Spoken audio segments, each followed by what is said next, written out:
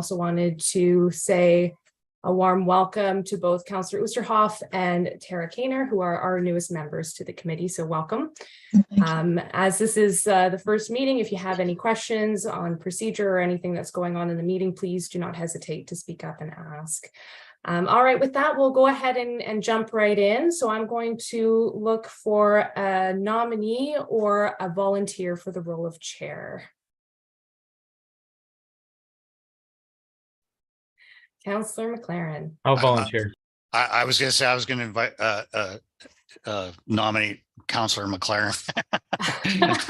Okay, well then I'll take that as Mr. Storms, you're going to move that, and I'm going to look for a seconder.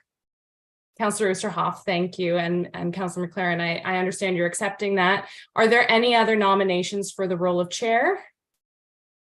Not seeing any, then we'll call the vote. All those in favor for Councillor McLaren? Opposed, and that carries. Excellent. Councillor McLaren, would you like to run the nominations for vice chair? Sure. May I have a suggestion or recommendation or volunteer for vice chair, please? I'll go out on a limb again and nominate Mr. Knox. Mr. Knox, would you accept?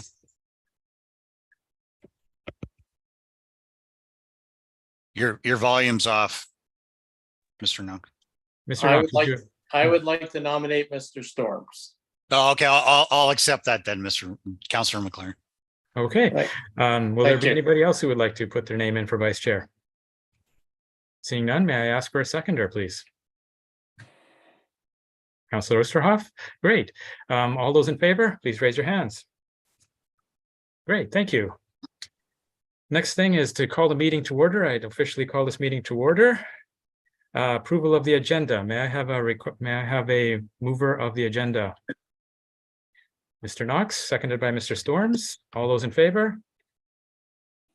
Thank you. Passes unanimously. Confirmation of the minutes from last time. This would have to be done by somebody who was there. So I believe that would be Mr. Storms. Thank you. And Mr. Knox. Thank you.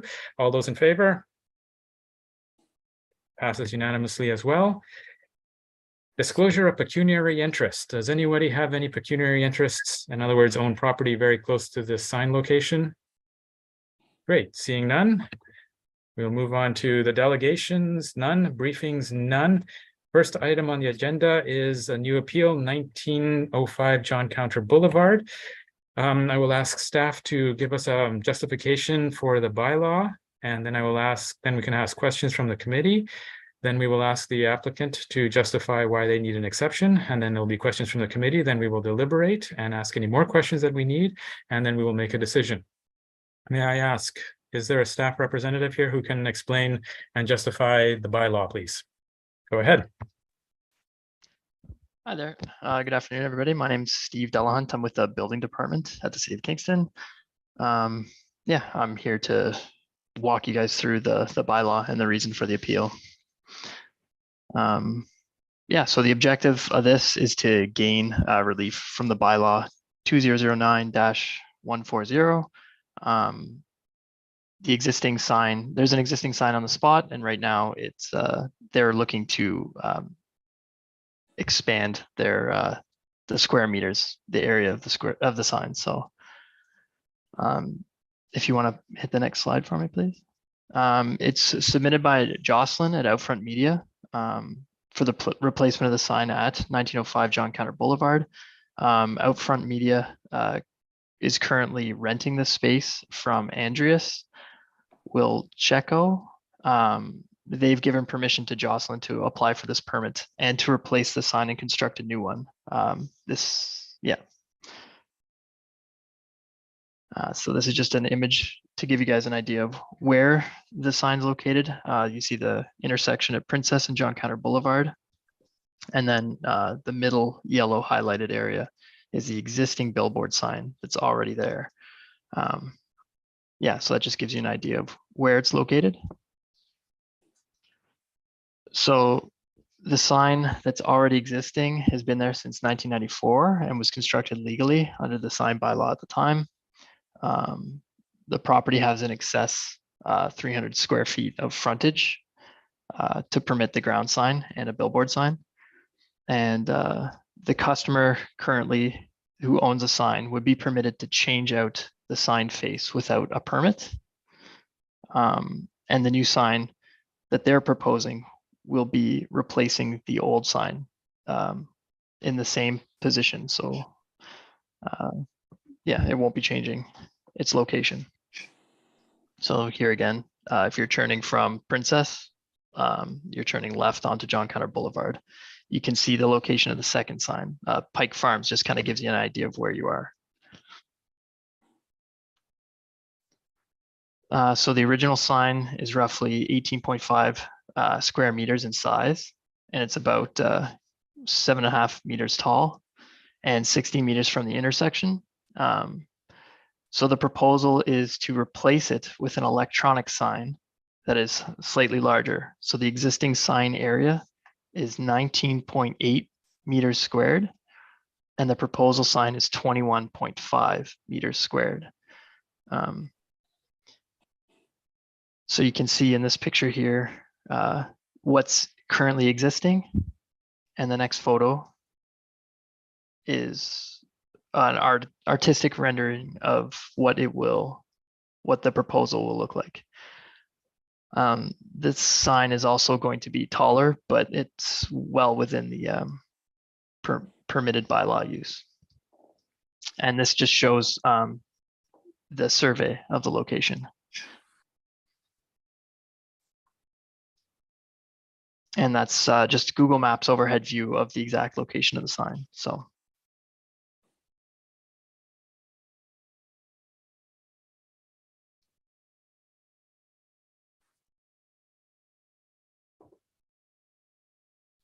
Yeah, so if anybody has any questions or anything that they'd.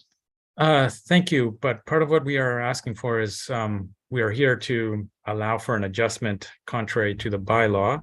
What was the rationale for the bylaw as it is that they may need another one, that we may need to make an adjustment? Could that be clarified for us? Yeah, so the existing sign is roughly, let's, can we go back to the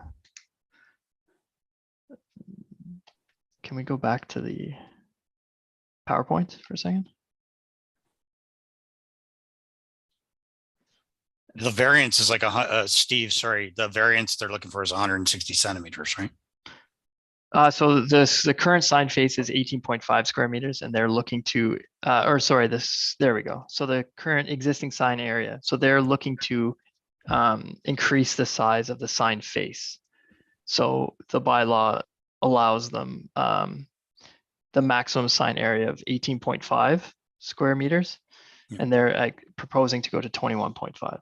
And I think, sorry, Councillor McLaren, I think the question though was, what was the original intention of why was it set at that originally in the existing bylaw?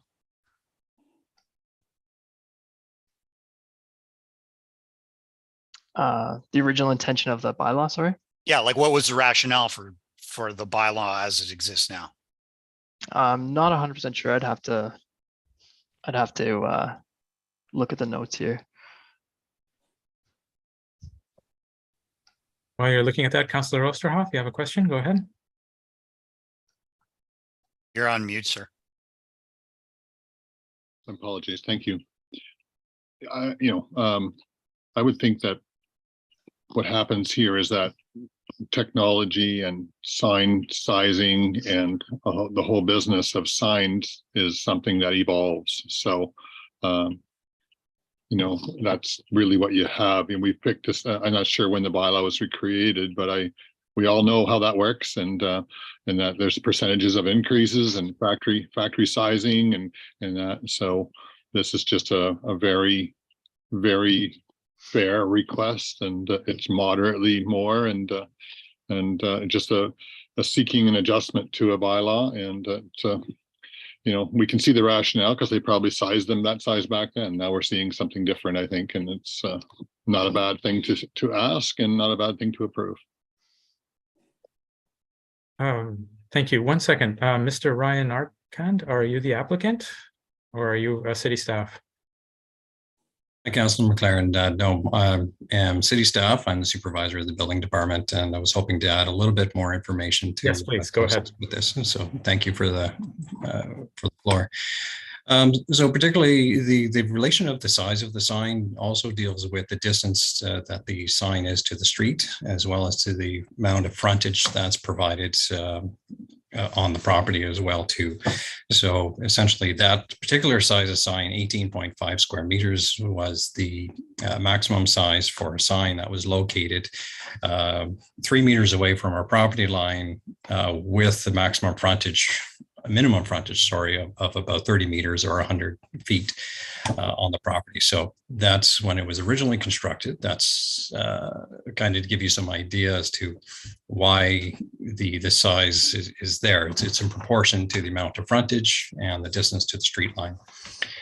In this particular case, from what I understand, is that the digital sign itself are standard sizes. And in this particular case, they're just looking to change the sign face. So in most cases, if they had just changed the exact same size of sign face to the new digital sign face, provided that it stayed static for for at least 5 seconds, they would be permitted to do so without a building permit or a sign permit. But in this particular case, due to the size of the sign itself and manufacturer specifications, this is why we're looking for the variance in this particular size. The building department feels that this is minor in nature and is within keeping up the intent. However, that'll be up to your discretion. Thank you. Does the committee have any other questions? I don't. Thank you. May I ask staff, are there any other leniences that we have given in the past with regards to signs of this kind? Do other electronic signs, static or dynamic, have variances on the bylaw? Thank you for your question, Councillor. Not to my knowledge, I don't believe we have granted any variances of this nature. Thank you. And I understand there's several more in Kingston. I know there's one at Petrie Ford, and that follows the bylaw, I understand. Is that correct? That's correct. I would say that the digital signs that are within Kingston now are compliance with the sign bylaw. Of course, keep in mind that we have digital signs that are various, for instance, either they're billboard or ground signs in those natures. Thank you. Mr. Knox. Can you hear me? Yes. Okay. Yeah, for Mr. Arcand. So the setback from the roadway, as far as John Counter, that's fine then with the different sizing of the sign, the setback still enough? In this particular case, I would agree that yes, because the sign is currently existing. It was granted to be in this location under a previous permit. And in this sense, because the variance of the size, they're just looking to add an additional 1.2 square meters, I believe. Like as I mentioned earlier, is they would be permitted as a right to do modifications to the existing sign in this existing location. This sign has been there for 20 plus years as well. So yes, they would be permitted to place a sign back in that location because it was originally permitted. Okay, thank you. Thank you. Any other questions from the committee? Seeing none, we'll turn to the applicant. Can you give us a justification why this should be passed? Hi, I actually have perfect. I've got a little slide deck. So I'll just, I believe Elizabeth, you are controlling that. So I'll just let you know once we go through. Hello, my name is Jocelyn Wigley, representing Outfront Media, the proponent of the third-party digital sign application for 1905 John Counter Boulevard. Today, I'm looking to provide you with some additional information surrounding our application and answer any questions you may have. Next slide. We'll start by reviewing the description of the proposed sign. Currently, there's an existing double-sided static paper copy billboard sign on the premises of 1905 John Counter Boulevard. The sign has existed for over 24 years, and we are proposing to remove the sign and reconstruct a more modernized, eco-conscious digital billboard in the same location as the original. The height will be 10 meters, compatible with the bylaw, and the structure will contain 2 faces measuring 2.23 meters vertically and 8.68 meters horizontally. So each sign face will be 19.4 square meters. So even less than Ryan, what you had said we were proposing. So we're seeking a variance for the size of the billboard. And also we just want to get permission as well, given the stop line at Purdy's Court on the east side of the plot of land. Next slide. The Kingston sign bylaw allows for third-party animated billboard signs to have a maximum area of 18.5 square meters per face. So we're seeking relief for the sign face area to have 19.4 square meters for each side. And this is due to the clear aspect ratios this type of size achieves, as opposed to the 18.5 square meter electronic billboards. The clearer the aspect ratio, the less chance there is for distortion, which can play a role in driver distractibility. Next slide. Similar variances involving sign face areas have been granted for electronic signs in other Ontario municipalities, such as Ottawa. The electronic sign in this slide, adjacent to the tire shop, shows the proposed out front sign that we're requesting. This is, as I said before, located in Ottawa, where the variance was granted. Outfront Media feels that this variance is minor in nature, as we're asking for a 0.9 square meter deficiency variance, and which is less than 5% of the variance from the sign bylaw. Next slide.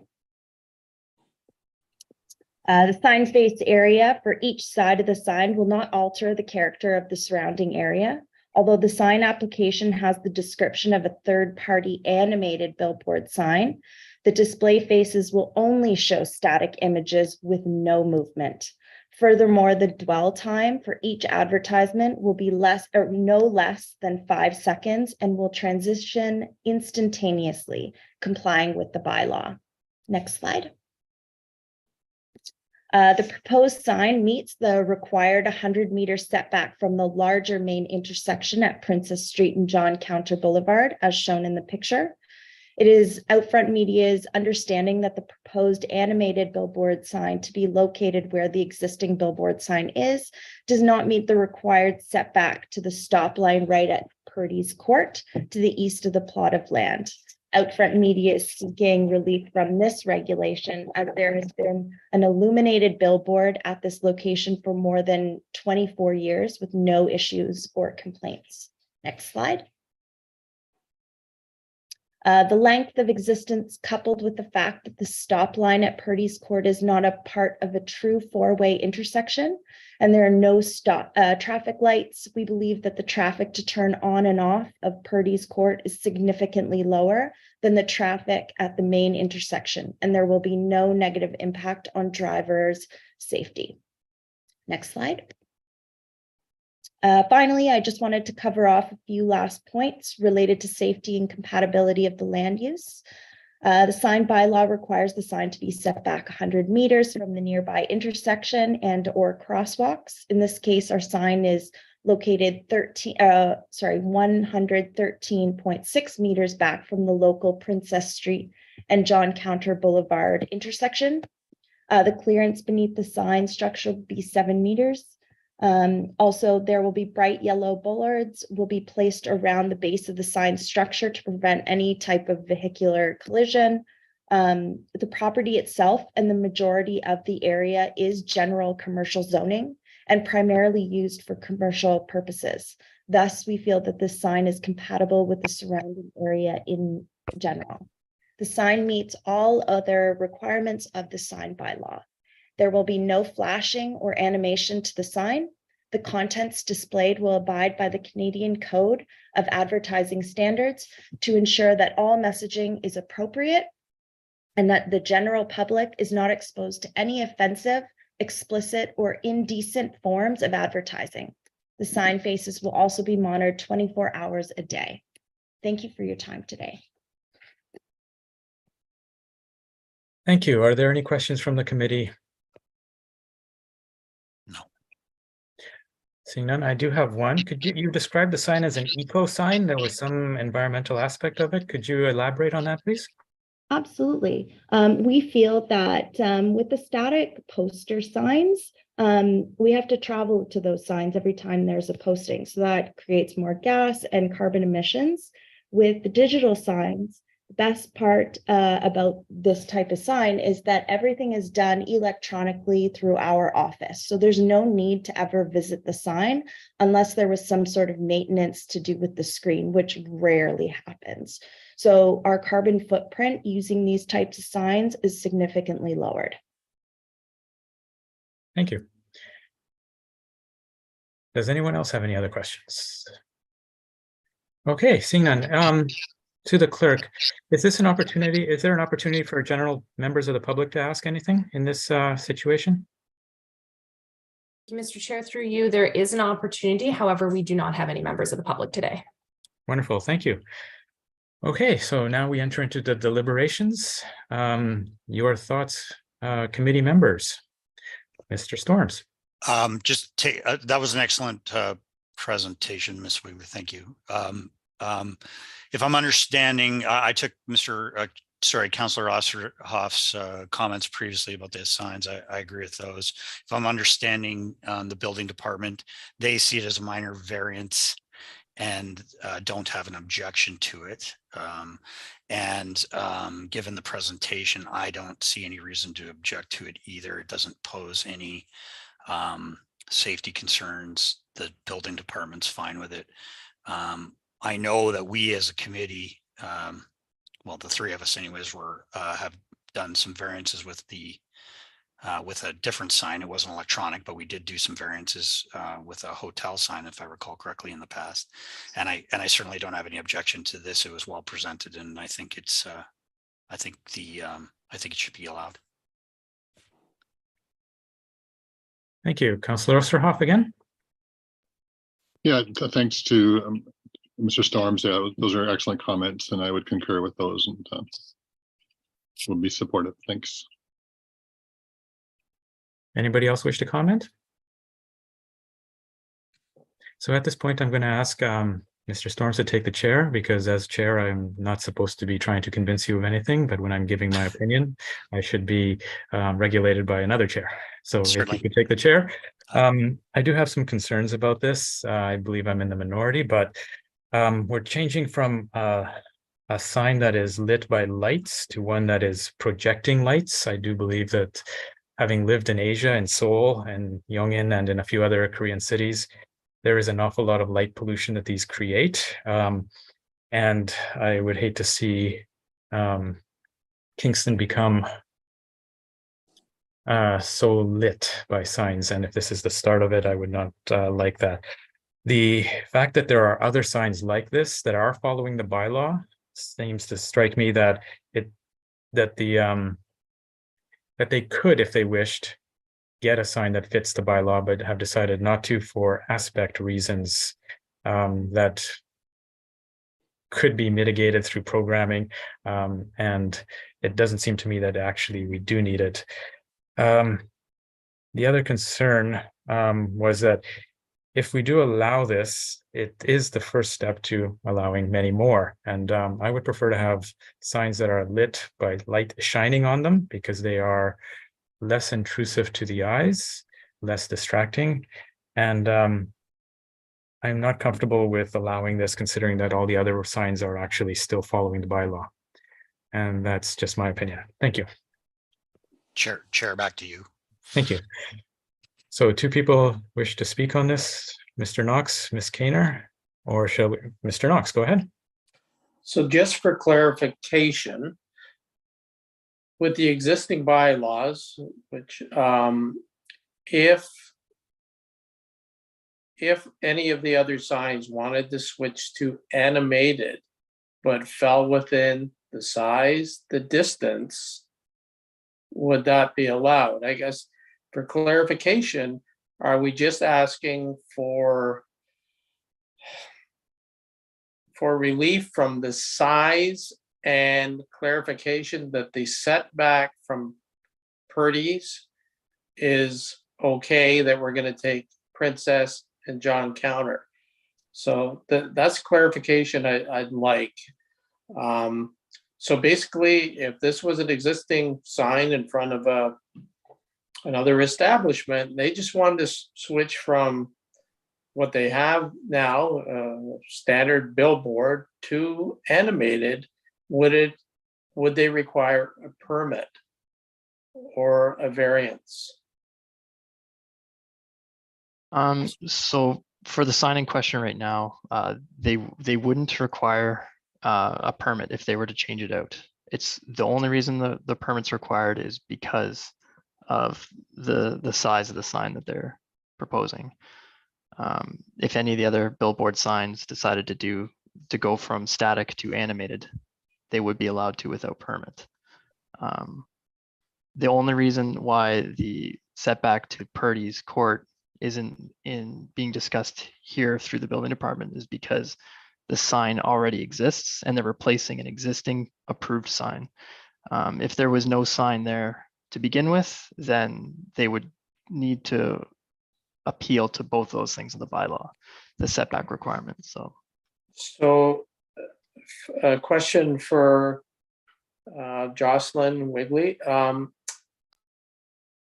this hasn't come up as far as, and I'm not sure the proper terminology, but back to Councillor McLaren's point, the projected lumens, I'm not sure the proper terminology here. Is this within standard?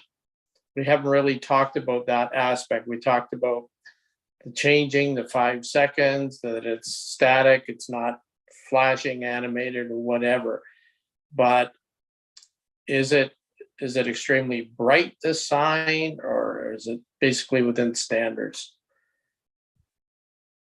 So we actually operate our signs within 400 nits, and we actually can provide you with a light shed study that shows how far the light actually emits. And actually in our studies, it's no more than what you would equate to street lights. Typically, we do try and build in appropriate areas. With our light shed study, there is no impact and light trespass to any residential areas within this location. I know there's residential north of the location. I think it's about 100 meters away. So we make the setback, but there would be no light intrusion. Typically, we want to build in areas where it's appropriate and not interfere with the day-to-day living of residents in Kingston. Can I just ask, remotely, is that something that you can actually adjust? Absolutely. If it's an issue? I mean, that's basically a straightaway, right? Absolutely. With nothing else there, and it gets fairly dark except for the street lights. So if there was an issue that it's so bright, it's a distraction, that is a technical adjustment from your home base? Absolutely. Something that we can correct instantaneously as well. Thank you. Anyone else? Okay, seeing none, I guess we will call the question. All those in favor, please raise your hands. All those against? It passes 4-1. Oh, sorry. Elizabeth, you had a concern? Thank you, Mr. Chair. I apologize. My functions aren't working as well on my end today. I just wanted to note that we didn't have a mover and a seconder to determine that vote. And we do need to state what it is that the committee will be voting on. Right. What the motion will be. Okay. Thank you. So, let's see, the motion is not before me here. It's not in the agenda. So a copy of Yes, go ahead. If I may clarify, Mr. Chair, typically for the appeals committee, we do come up with these motions depending on which way the committee wishes to go with their decision.